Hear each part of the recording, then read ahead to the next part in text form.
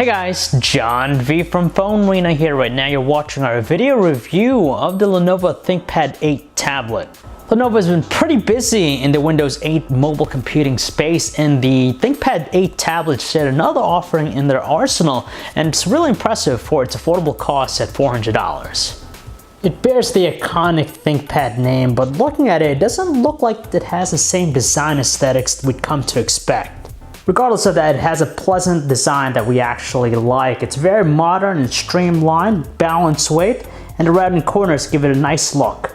And it feels pretty good to hold in the hand, whether it's two-handed operation or even one-handed. It's very comfortable. For a budget-conscious Windows 8.1 tablet, we're pretty amazed by its display. What we get here is an 8.3-inch 1200 by 1920 IPS LCD display.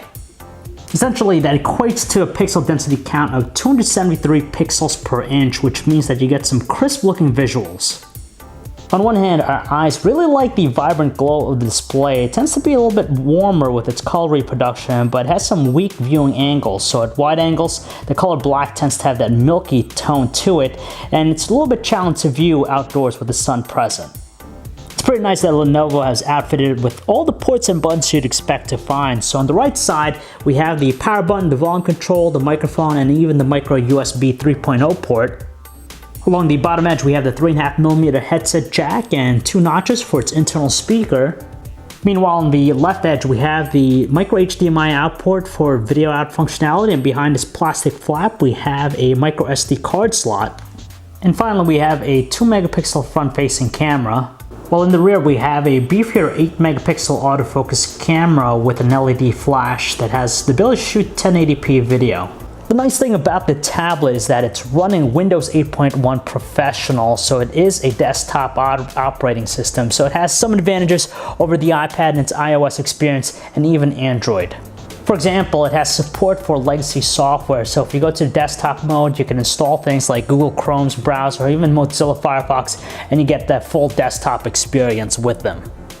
However, our main gripe with the experience is trying to interact with those legacy software because of the smaller display. For the touch-optimized applications you download through the Windows Store, it's not going to be a problem, but if you install stuff and use the desktop, you're going to find it to be a little bit cumbersome just because they're not really optimized for the touch experience. It's worth mentioning that out of the box, you're not going to find any productivity-centric applications pre-installed, so for things like Microsoft Office, you're going to have to provide that yourself. For typing, we recommend using the portrait keyboard option just because our thumbs are able to encompass the layout, whereas with landscape, it's just a little bit more cramped. Our review unit here is powered by a quad-core 1.46 GHz Intel Atom Z3770 processor coupled with 2 GB of RAM and the Intel HD graphics. For basic things, there's no problem, it's fairly responsive, but for more processor-intensive stuff, you tend to notice just some slowdown and longer load times. Thankfully, the experience is buttery smooth when it comes to surfing the web with the Internet Explorer browser. It loads up complex pages with no problems at all, and what we get here are some smooth kinetic scrolling and pinch zooming. The music player is the default Windows one, so nothing really much to say about it. It's functional and easy to use. As far as the audio quality, it's pretty loud through the speaker, but seeing that they're placed in the back, they kind of lose their commanding presence. Out of the box, it supports a wide array of different video codecs, and the display is pleasant enough to watch high-definition videos.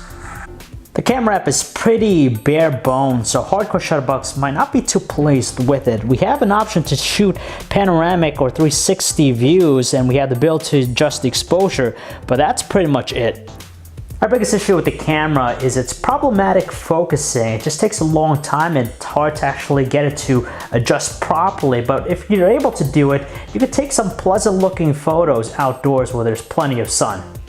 However, you could pretty much forget about using it under lower lighting conditions just because there's a heavier presence of noise in the shots, and on top of that, you have grainier details. If you use the LED flash, it's also finicky just because it tends to overexpose our images. Again, the focus is an issue when it comes to shooting 1080p videos. It just takes a long time for it to adjust, but once you do, you get some okay looking videos. Battery life is pretty average just because we're able to get by through a normal work shift with no problems at all. So an 8-hour typical work shift, no issues for normal usage. But if you're more of a power user, you might have to recharge it every now and then. So it's not quite as effective as using a full-blown Windows 8.1 laptop, but you still get some benefits over some other tablets. At $400 for the base model, you get a pretty good package with the Lenovo ThinkPad 8 tablet. You have everything you need on the productivity side. At the same time, you're gonna have some fun with it. So if you guys want to learn more about the Lenovo ThinkPad 8 tablet, you can check out our website, phonearena.com. It's John D. Thanks for watching.